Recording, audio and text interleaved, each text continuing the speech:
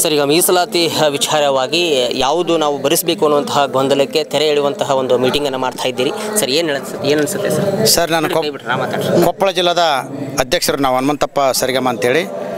ನಾವು ಸುಮಾರು ಲಿಂಗಾಯತ ಪಂಗಡದಲ್ಲಿ ಇಲ್ಲಿವರೆಗೆ ನಾವು ಬಂದಿದ್ದೀವಿ.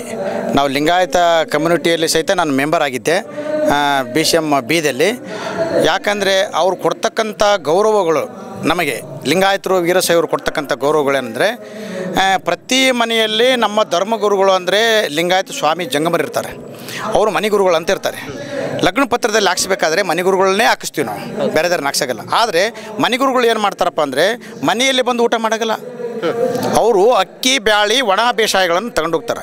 ಯಾಕಂದರೆ ಅವರು ನಮ್ಮನ್ನು ಲಿಂಗಾಯತರಂತ ಒಪ್ಪಿಕೊಳ್ಳಾರ್ದಕ್ಕೆ ವೀರಶೈವ ಲಿಂಗಾಯತರೇ ತುಳಿತಕ್ಕೆ ನಮ್ಮನ್ನು ತುಳಿದಿರೋದೇ ವೀರಶೈವ ಲಿಂಗಾಯತರೇ ನಮ್ಮನ್ನು ಇಲ್ಲಿವರೆಗೆ ನಮ್ಮ ಮಕ್ಕಕ್ಕೆ ಇದು ಹಚ್ಚಿ ಮೂಗಿಗೆ ತುಪ್ಪ ಹಚ್ಚಿ ನಮ್ಮ ಹಿರಿಯರನ್ನ ಒಲಿಸಿ ನೀನು ವೀರಶೈವ, ನಿನ್ನ ಲಿಂಗ ಕಟ್ಕೊಂಡು ವೀರಶೈವ ಅಂತೇಳಿ ಅವರಿಗೆ ವೀರಶೈವ ಧರ್ಮದಲ್ಲಿ ಬರೆಸಲಿಕ್ಕೆ ಹೇಳಿದ್ದಾರೆ. ಆ ತಪ್ಪು ಹಿರಿಯರು ಮಾಡಿದ ತಪ್ಪು ನಾವು ಮಾಡೋಲ್ಲ.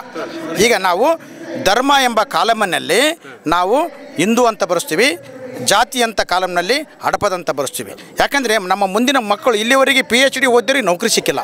ಆ ಕಾರಣಕ್ಕಾಗಿ 101 ಮಂದಿ ಪಂಗಡದಲ್ಲಿ ಹಿಂದುಳಿದ ವರ್ಗದಲ್ಲಿ ನಾಳೆ ಒಳ ಮೀಸಲಾತಿ ಸಿಕ್ಕರೆ ನಾವು ಹೆಚ್ಚಿನ ಜನಸಂಖ್ಯೆ ತೋರಿಸಿದಾಗ ನಮ್ಮ ಸವಲತ್ತು ಮುಂದಿನ ಮಕ್ಕಳು ನೌಕರಿ ಜನರಾಗ್ತಾರೆ, ಸರ್ಕಾರದಲ್ಲಿ ನ್ಯಾಯ ಸಿಗ್ತೈತೆ, ರಾಜಕೀಯವಾಗಿ ಸ್ಥಾನಮಾನವಾಗಿ ನಮ್ಗೆ ಒಳ್ಳೆಯ ಒಂದು ಅವಕಾಶ ಐತೆ ಅಂತೇಳಿ ನಾವು ಹಿಂದೂ ಹಡಪದಂತ ಬರೆಸ್ತೀವಿ ಅಂತೇಳಿ ನಾವು ನಮ್ಮ ಜನರಿಗೆ ಕೈ ಮುಗಿದು ಕಾಲು ಮುಗಿದು ಕೇಳ್ಕೊಂತೀವಿ. ಯಾಕಂದರೆ ನಮಗೆ ಅನ್ಯಾಯ ಆಗೈತಿ ವೀರಶೈವ ಸಮಾಜದಿಂದ, ಅದು ಆಗೋದು ಬೇಡ ಇಲ್ಲಿವರೆಗೆ. ಯಾಕಂದರೆ ನಾವು ಲಿಂಗ ಪೂಜೆ ಮಾಡ್ತೀವಿ, ಧರ್ಮ ಜಾಗೃತಿ ಮಾಡಿ ಲಿಂಗ ಅಪ್ಪಣ್ಣ ಬಸವಣ್ಣವರು ಜಾಗೃತಿ ಮಾಡ್ಯಾರ, ಅವರಂತೆ ನಾವು ಪಾಲಿಸ್ತೀವಿ, ಲಿಂಗ ಕಟ್ಟಿಗೆಂತೀವಿ. ನೀವು ನಮ್ಮನ್ನು ನಮಗೆ ಸುಡುಗಾಡಿ ಕೊಡ್ಲಿಕ್ಕೆ ಸತ್ಯ ಬೇಕಾಗಿಲ್ಲ, ನಾವು ಹಿಂದೂ ಧರ್ಮದ ಸುಡುಗಾಡಿಯಲ್ಲೇ ನಮ್ಮನ್ನು ಉಣುವಲ್ರಕ ನಾವು ಮಾತ್ರ ಹಿಂದೂ ಹಡಪದಂತನೇ ಬರೆಸ್ತೀವಿ.